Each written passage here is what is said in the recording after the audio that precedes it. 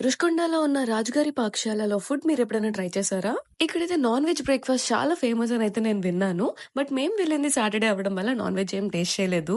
నేను నా ఫ్యామిలీతో ఇక్కడ నైట్ రావడం వల్ల హోమ్లీ వైబ్ అయితే అనిపించిందండి. ఆప్షన్స్ ఎక్కువ లేవు గానీ ఉన్న వాటిలో అయితే టేస్ట్ బానే అనిపించాయి.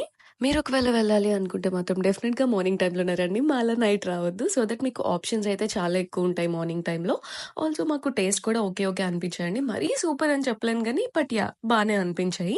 హైజీన్ అయితే ఇంకొంచెం మెయింటైన్ చేస్తే బావుండేది. మేమిక్కడ ట్రై చేసిన డిషెస్‌లో పహాదీ వడ అండ్ ఆల్సో చిట్టి మినపట్లు నా మోస్ట్ ఫేవరెట్ అనమాట. టేస్ట్ అయితే చాలా బావున్నాయి. మేము ట్రై చేసిన అన్నిట్లో కూడా మాకు నచ్చలేని డిష్ కూడా ఒకటుందండి. Fried rice. మరేమో నైట్ రావడం వల్లో ఏంటో మరి టేస్ట్ అయితే నాకంతేం అనిపించలేదు. మార్నింగ్ టైమ్‌లో వచ్చుంటే టేస్ట్ బావుండేదేమో.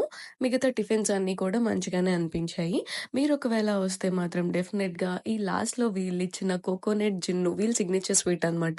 అది ట్రై చేయడం అస్సలు మర్చిపోవద్దు. ఆల్సో ఇక్కడ ఫుడ్ ఎంజాయ్ చేస్తూ పక్కనే బాక్స్ క్రికెట్ కూడా అవైలబుల్‌గా ఉంటుంది కాబట్టి ఆడుకోవచ్చనమాట. ఇలాంటి ఇంకెన్నో అప్డేట్స్ కోసం please don't forget to subscribe and also follow Swasha tales. Thank you so much. Bye by.